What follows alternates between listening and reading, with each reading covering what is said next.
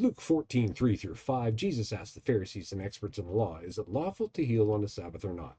But they remained silent, so taking hold of the man, he healed him and sent him on his way. Then he asked them, if one of you has a child or an ox that falls into a well on the Sabbath day, will you not immediately pull it out? And they had nothing to say. You may recall that Jesus said something similar to this in Luke 13:15, where he called a woman out of the crowd and healed her. He's exhibiting the same pattern here. These people aren't asking. He's seeing them, he's calling them out, and he's healing them, of course, on the Sabbath. Jesus sees this man in distress and knows he's about to poke the bear, so he talks to the bear and says, hey, is it lawful or not? They don't say anything, so he goes ahead and heals this guy and sends him on his way.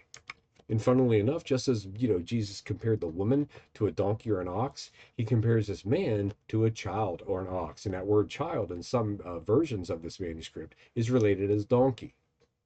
So where the skeptic would say, well, this is just Luke messing it up and scripture's not inerrant. Well, it's not the same. It's a different account. These are two different accounts. That's what the proximity of the accounts indicates. This is happening quite often. Where we saw an unusual thing, this is actually not an unusual thing. Jesus was doing this all the time, and these are just two recorded incidents.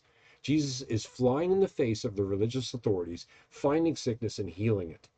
That's what I love about the guy. Jesus was not necessarily fearless, but it was obvious that there were certain people that he did not admire. High on that list were gutless, pious narcs who couldn't answer a simple question.